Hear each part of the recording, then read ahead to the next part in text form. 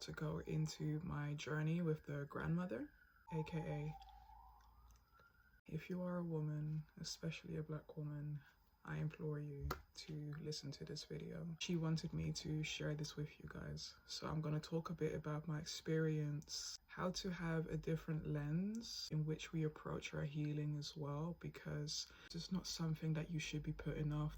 Your happiness, your joy, your ability to be able to be a present conscious creator in this life depends on it. I just want you to know that even though at times it is difficult, it is so rewarding. I'm someone that has been on their spiritual journey for quite a few years now, and therapy to work through a lot of childhood trauma, a lot of pain that I've experienced in life, and a lot of things that I just couldn't put my finger on. And I'm sure that a lot of women relate. And the reason why Mother Aya especially wanted me to speak to black women was because I feel like black women feel like they're not allowed to hold their pain, to feel their pain, and to trust that they will be held in their pain. I feel like black women, we have spent such a long time trying to negotiate our humanity with people that are not capable of meeting us where we need to be met. And I say all this to say that it is possible. I'm living testimony of it. I experienced it just this past weekend when I spent time in ceremony, entering my 3rd decade of my life. It was a beautiful way to spend it, and I met some amazing people, met a new community that were able to show me such an all-encompassing love and care, being able to hold me in my most tender, most vulnerable moments, and never once make me feel like I was too much, or that my pain was invalid, or that I was dramatizing it, or that I had to be strong. And look, we are strong, but I want to say strong in the sense of being able to face your vulnerability, being able to give your love to the parts of yourself that you feel aren't lovable, perfect, socially acceptable. A lot of us women are carrying pain not only of ourselves, but from the women that came before us, from the ancestors that came before us, that we're not in a position to hold their pain, to process their pain, that had to survive. Sorry, there's going to be times where I'm really not trying to cry on camera. But if I do, you know, yeah, oh hey. But even when I did, I felt relief. I felt such an overwhelming sense of love. You know, you understand things intellectually, especially those of you that have been on your healing journey. You understand that trauma does distort your perception of yourself. You show up in the world, how you navigate the world. You come from a place of looking for danger, not wanting to go through the things that you've experienced in the past, that you had to experience as a child. And for me to finally be able to face those parts of myself and to know that I was strong enough to love those parts of myself. I don't have to walk around carrying so much on my shoulders anymore. I can't let go. It is safe for me to let go. Anyways, I say all this to say, let me just go into the journey. And I just want to speak from the heart. That was an intention that I wanted to set recording this. So that's what I'm going to do. So as we went into ceremony and I started to feel Mother Aya coursing through my veins, scanning my body, scanning my spirit. First thing that happened is I started to cry. Cry that came from the pits of my soul that I felt like I was never able to let out, because I knew I need to surrender. That is something that I have very much struggled with in life. As a lot of women can relate to, we kind of feel like we have to hold it all together. We have to be strong for everything, for everyone. But who is there to hold us?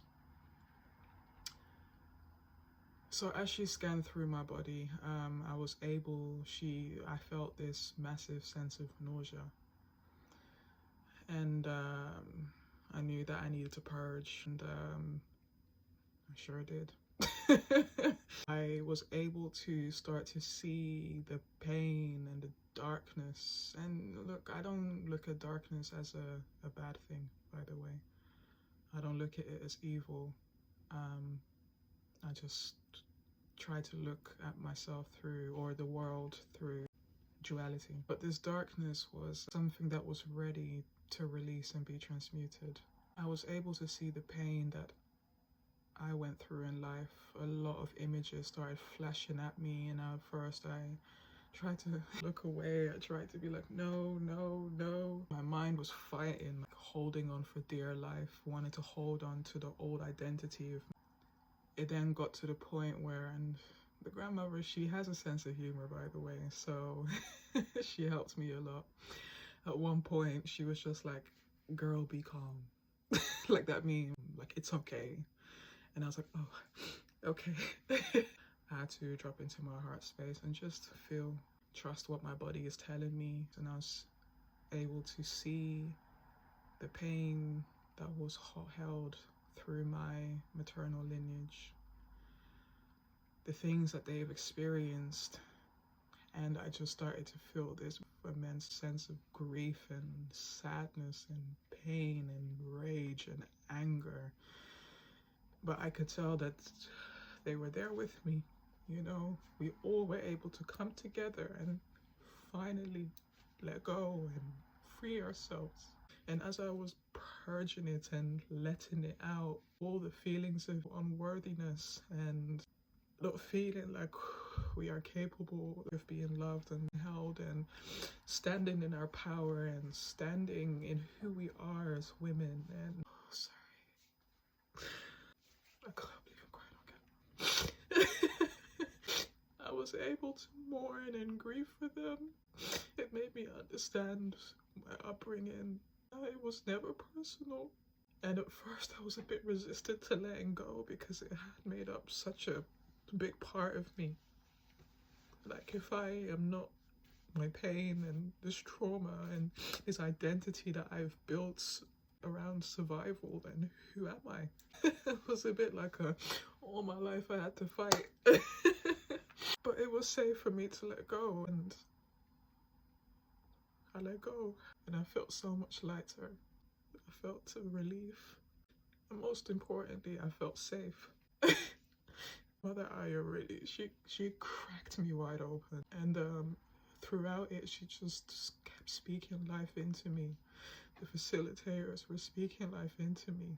I was hugging my inner child. I was hugging my inner demons. I was hugging all parts of me that were wounded and that were in pain. I was able to just give it love. Just, that's all that was needed. Like, I'm someone that's very familiar with shadow work.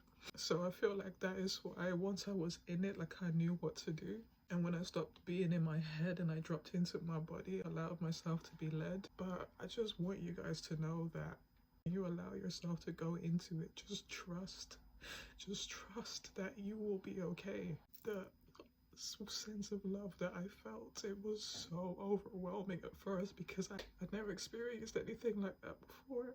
Just the love from the grandmother, my ancestors. I saw the universe. I met God.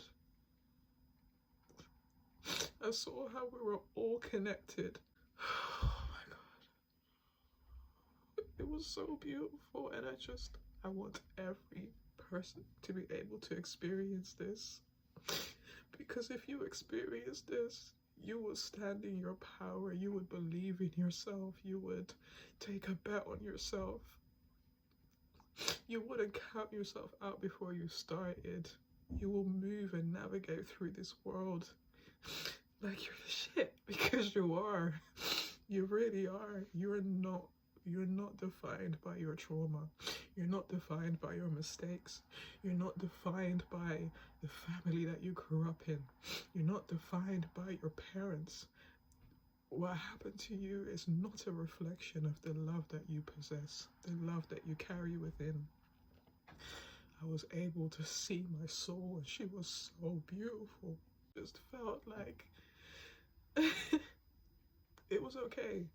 It was okay for me to 100% be myself. I used to navigate through life being so guarded, always scared, scanning for danger, just suffering. And he just spoke to me. And I'm just gonna move on to the second day, because there's certain things I would like to keep to myself, but I think this part is the most important part that she wanted me to show women, to show Black women especially. The second night I went in, it was a lot more gentle. Not that the first time wasn't gentle, but I just needed to get out of my mind. But she was there with me the whole time. That's the most beautiful thing about sitting with the grandmother. Like, you're never alone. You're never alone. You don't have to go through this alone. The things that I have seen, guys, you are never alone. Help is always there. See beyond these two physical eyes. See with this eye. And there's so much more than what you see. So much more out there. And it's beautiful. Second night, it was very gentle. I felt joy. I was laughing, belly laughing. And then I dropped into my body. I went to the ancestral realm, and I was able to meet all my ancestors. After I felt the safety that I felt, trying to put it into words, I just felt surrounded by so much love. They shared their wisdom with me. Again, they spoke life into me. They confirmed things that, I have come to me in my waking life, that have come to me in dreams, that have come to me in meditation, that have come to me through people that I've met. And I was able to meet my grandmother as well, on my father's side, who transitioned in 2015.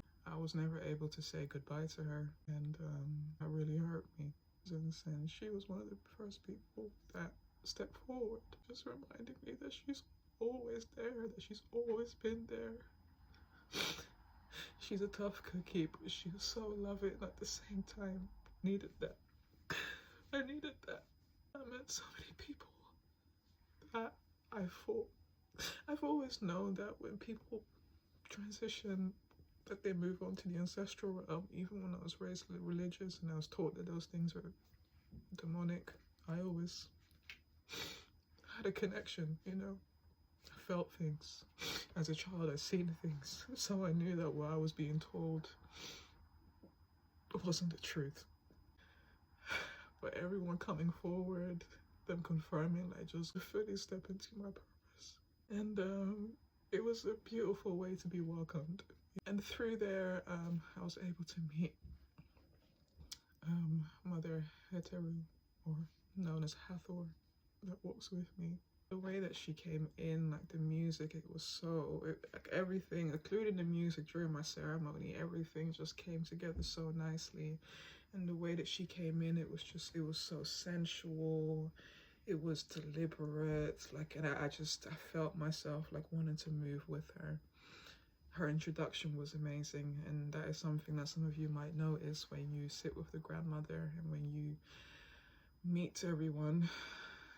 They're very big on introductions.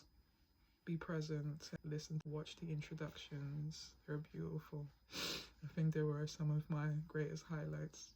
Mother Hathor and Mother Aya put me into my body. And when I say put me into my body, they really put me into like my sacral area, my womb area, my sexual energy, my creative energy, everything around me. Like, I was just in this beautiful space, like filled with orange and red and pink, and I just felt like I was floating. And I just found myself wanting to just get up and touch every single part of myself, touch my body like I've never touched my body before, and everything felt so electrifying. And they started to show me how important it is as a woman, especially as a Black woman, to be connected to your body. Our body carries so much wisdom. Our body carries so much charge. It carries so much love. It carries so much divinity. She showed me what it actually means, like what sex actually means, what your sexuality actually means, what owning it actually means. Like, it's your power, it's your strength, it's your life force, it's your chi. It's how you create, it's how you become a conscious creator. You first create there, and then everything comes out in the physical plane.